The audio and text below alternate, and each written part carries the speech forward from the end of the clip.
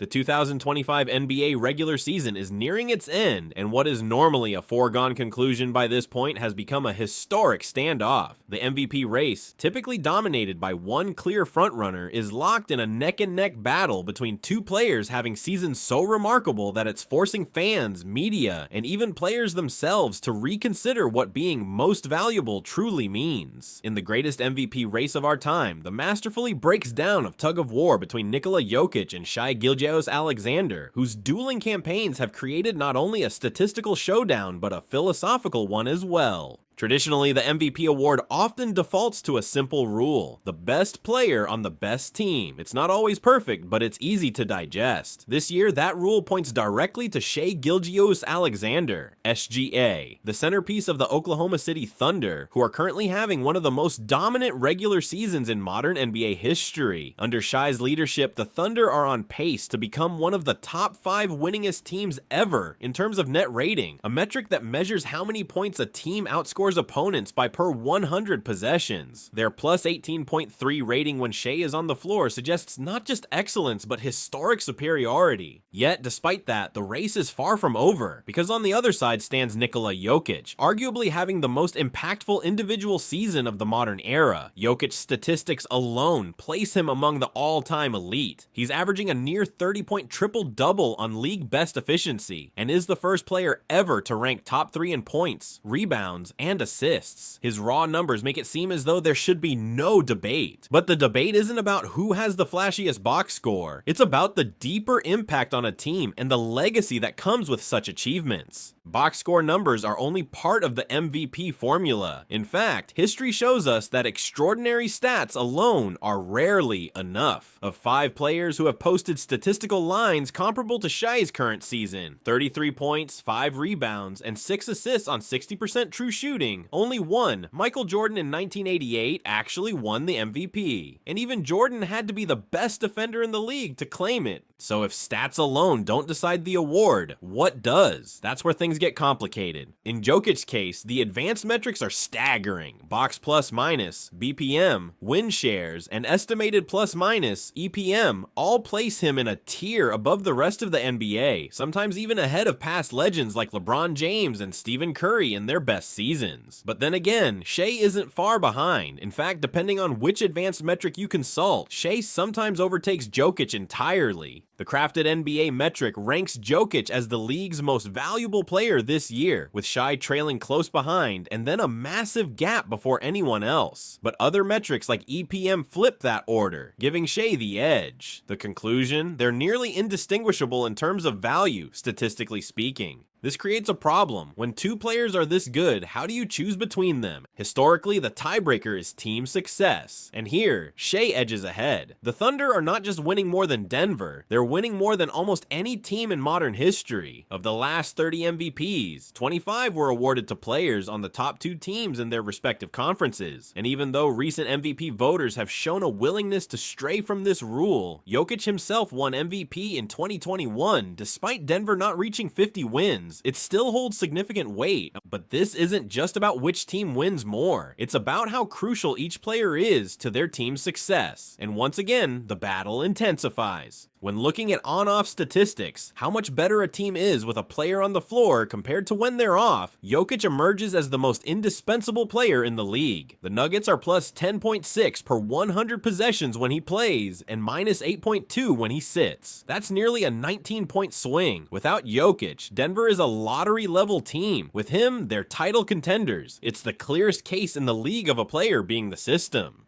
Shai, by comparison, still drives massive success. The Thunder are nearly 20 points better per 100 possessions when he plays. But unlike the Nuggets, the Thunder aren't a disaster without him. Their system holds up and they still manage to stay competitive when he sits.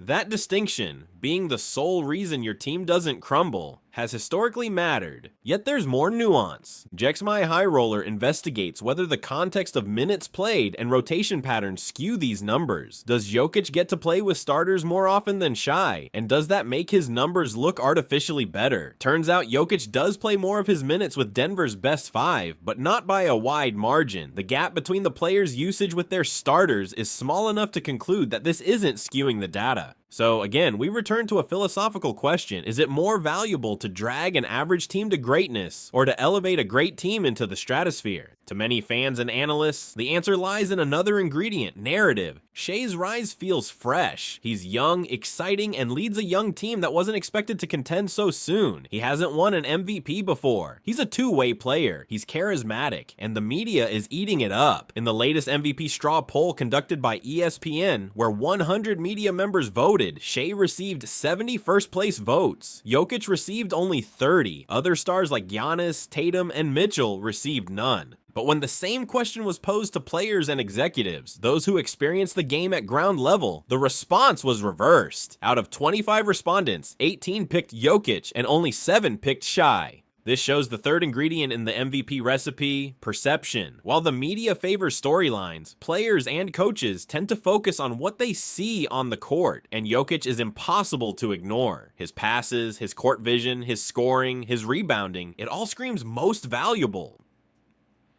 Then comes the concept of MVP precedent. Why don't players like LeBron or Jordan have more MVPs despite being the best players for a decade? Because voters get fatigued. Once a player wins a few, there's an unspoken expectation that someone else should get their turn. Jordan probably should have won 8 MVPs, LeBron too, but they didn't. Why? Because people get bored. And now, Jokić is facing the same fate. Voter fatigue is real. He already has 2 MPVS, and despite having arguably his best season yet, the narrative has moved on. On the other hand, Shai is checking every box. He's never won, he's young, his team is dominant, he scores efficiently, he leads by example, he plays both ends, he has signature games, and above all, he feels new. Still, one must ask, is the MVP supposed to reward the most valuable player? Or is it a reflection of popularity, novelty, and narrative momentum? Precedent tells us that it's both. It's never been just about stats. It's never been just about wins. It's about who defines the season, both statistically and culturally. And right now, Shai might be doing both. But Jokić is redefining what domination looks like. His play isn't loud, but it's transformative. His presence bends the game to his will. The Nuggets are helpless without him. No other player has this level of gravity. So now, the decision is in the hands of voters. Will they follow tradition and give the award to the best player on the best team? Or will they make an exception, acknowledge history in the making, and reward a player having what may be the most impactful individual season of the modern era?